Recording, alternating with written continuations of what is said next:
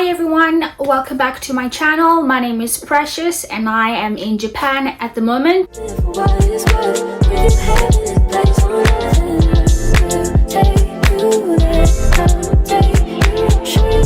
I started a series recently where I'm really fascinated by the lives of South Africans who are living abroad. A spirit of ESL. In the spirit of teaching abroad, I have another collaboration, right? This time with Lwazi. He's teaching ESL in China as well. He's pretty popular on the YouTube streets.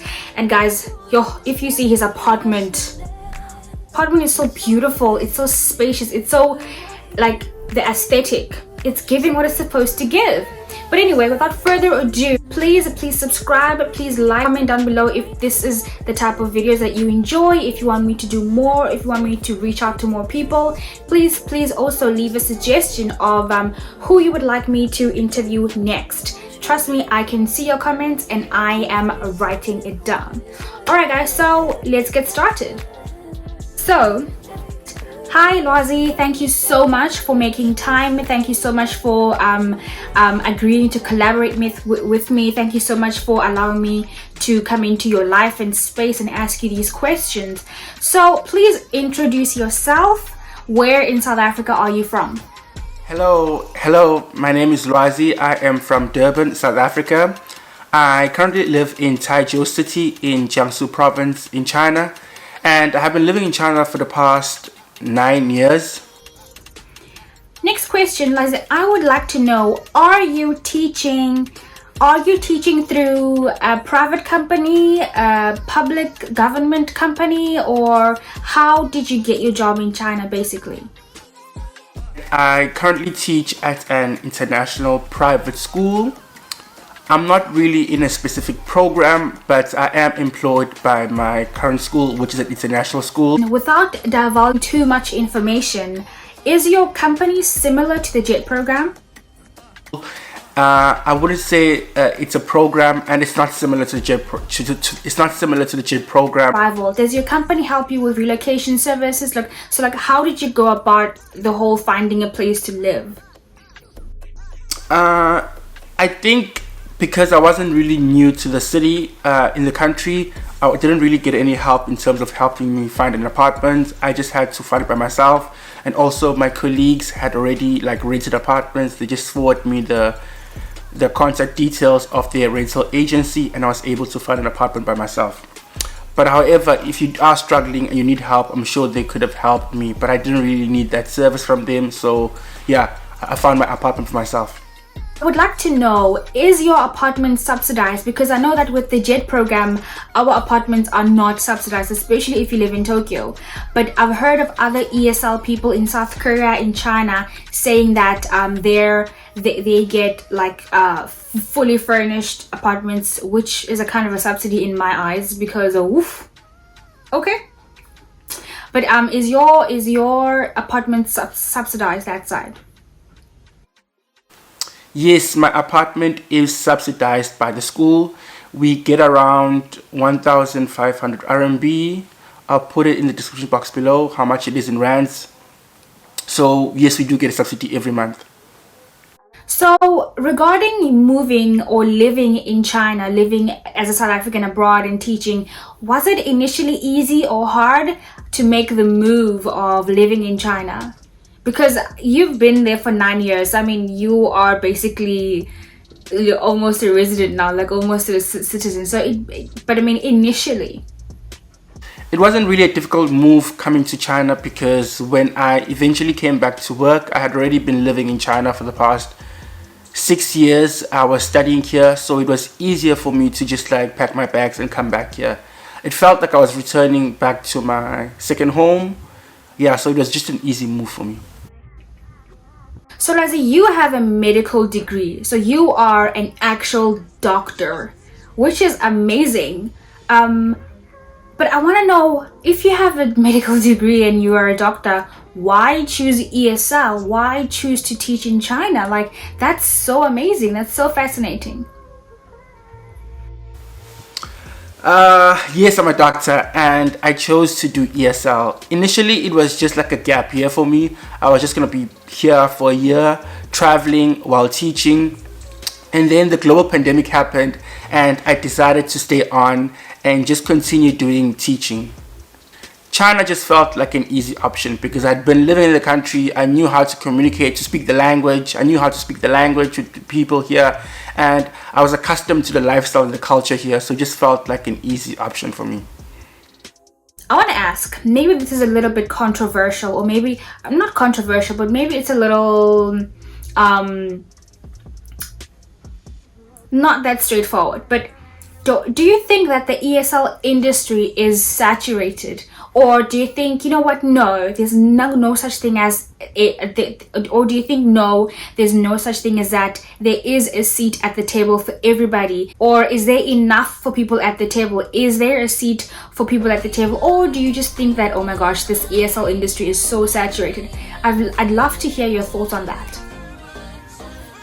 No, I don't think so. The ESL industry is not saturated at all. Like there's so many jobs, there's so many schools, not even just in China, but in different countries in South America, in the United Emirates. There's just so many continents and countries where you can still pursue ESL, and I don't think it's saturated or will be anytime soon. There's such a global need for people to be able to communicate and to be able to communicate in English in order for them to be able to compete with the global markets. There's a seat for everyone, even if you're still in South Africa and you feel like you want to come here, whether in China, Japan, or in South Korea, or in the Emirates. There's always an option for you to go there. The requirements might be different depending on the country, but there's still a need for people to teach English to the vast majority of the world. Next question, I want to ask about like the social side and the society. How are Chinese people, apart from the rumors that we hear on the internet, but like with your personal experience living there, how are the Chinese? Are Chinese people friendly?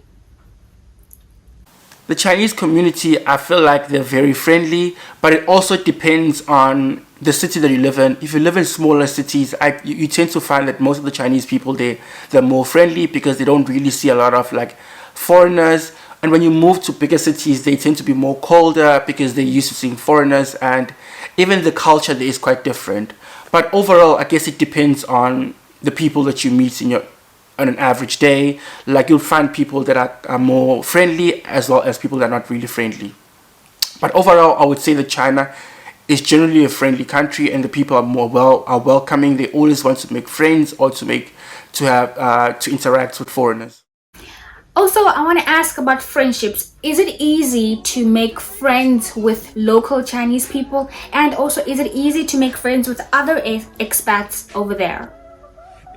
I think making friends is not really difficult as a foreigner making friends with other foreigners, but it tends to be a bit difficult when you try and make friends with locals because of the language barriers. Like most of my local friends are friends that are able to speak in either English.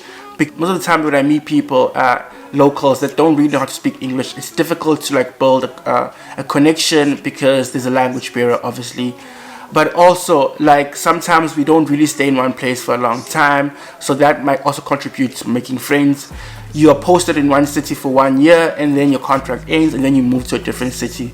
So keeping in touch with friends in the country sometimes is difficult, because another thing is that like also people come here for different reasons. They might be in the country for 2 years, and then they decide afterwards they want to go back to their home country, or they want to explore a different country. So it really is, it depends. Sometimes you can find really great friendships that can last for years, and sometimes it's just like a friendship for just that period of time in your life, or that phase in your life that you're in, and then afterwards you never really speak or communicate with those people ever again. I think it also just depends on how you are as a person. Are you open-minded? Are you outgoing? Do you put yourself out there and want to try and make friends and people just from different backgrounds, and opening up yourself to receiving friendship and also meeting new people and having cultural exchanges between the people that you meet. So this is very interesting for me because I have changed so much since living in Japan. I have I've really become really independent, really self-sufficient. But I want to know from your point of view, because you've been living there for 9 years, how have you changed? How has your personality changed, for the good or for the better? But like, how has being in China influenced you, if at all?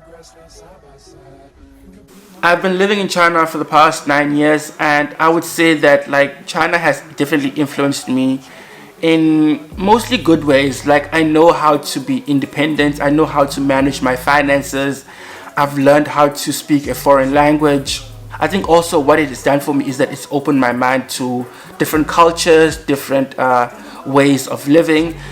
Not only do we have Chinese people in the country, but we also have people from all over the world, from America, South America, to Europe, to North America, Africa, as well as different Asian countries. So I've learned a lot from their food, their culture, their languages. It really has given me a global perspective about life in general. So I would definitely say that it's influenced me in a way where it's opened my mind to the world. Are there things that you miss about home, about South Africa? There must be, but like, what are they? There's definitely things I miss about home. It's my family and the food. And I don't know, like, I definitely miss the air and the air quality in South Africa. It's so different, it's so fresh. It's one of those things that I definitely do sometimes miss. And I feel like we don't really have the same air quality here in China. I know besides the pollution, it just doesn't feel the same. Like, the air quality is just so good in South Africa. Things I've learned. Okay, so I want to learn. I want to know more about the influence that China has had on you. So, what things have you learned from being in China and from being around Chinese people and Chinese culture? What things have you learned that you will implement in your life going forward? Going forward back home or somewhere else. So for me, being in Japan and being around Japanese people and really absorbing Japanese culture is being on time. That will forever be ingrained in me. And also the culture of like leaving shoes at the entrance, so that will forever be with me as well. And yeah, I think those are the two. But for you? In China, I have learned how to better manage my finances. And I've also just learned how to become independent. I'm a very independent person now because of the time that I've spent here in China. And it's also just taught me to be more understanding and patient, and also just more forgiving. I think. So I want to ask, because living abroad is definitely not for everyone, but what do you still find difficult about living abroad? Maybe challenging, or maybe like, oh my gosh, I still cannot get over this, even if you've lived there 9 years. Do you have any? I think what I find difficult about living here is that I don't really feel at home in China, as well as in South Africa too. Once you've lived away from your home country for so long, you no longer have that tie to your home country. I feel like I'm just a wandering soul. I don't really connect to any other place in the world. Yeah, that's probably one of the most difficult things. And also just not being able to see your family as much as you'd like to. Yeah, and just also just like seeing some of your friendships and your relationships like become distant because you are away from home for a very long time. And even when you do get to go home, it's not the same. It will never truly become the same as it was before. So friendships are different as you grow older, and also as a person that's living overseas, it's never the same. So Lazi, I would love to know, do you have any advice or any tips for anyone back home thinking about moving abroad but is unsure, thinking of moving to China but is so unsure, so skeptical, so fearful, or even moving anywhere in the world but they're just so fearful? Do you have any advice or tips for these kind of people? I would say the advice I would give to people that would love to come overseas is just that, like, to have an open mind. Learn the language. You don't have to learn it immediately when you get there, but it definitely does help. Learn the language, make friends with locals, and just like have an open mind. I think that's the best way of explaining it, just to have an open mind, make friends with locals, and try and learn the language. It's going to really help you to be able to have a long and a sustainable life in the country. Learn about the holidays, learn about their culture, just immerse yourself in the community. That way it will help you to adapt into the country. We have reached the end of our discussion, chit chat, hanging out session as South Africans abroad. Thank you so much for joining. So please, where can we find you? Where can we look at your channel? Where can we find your as an ESL teacher, your Instagram, your YouTube? Thank you so much. I really enjoyed this. I enjoyed learning more about you and more about your journey there. It's so interesting. Wow. I mean, so many people have stories, lots and lots of people have different stories, and this is really interesting for me, and I really hope that my viewers out there, you guys can really just get something out of this as well. I hope you are entertained. I hope you like it. If you are, please subscribe. Please subscribe. Please like it as well. Please comment and share. Thank you. But guys, thank you so much. Lozzie, thank you again. I will see you next time. Bye guys.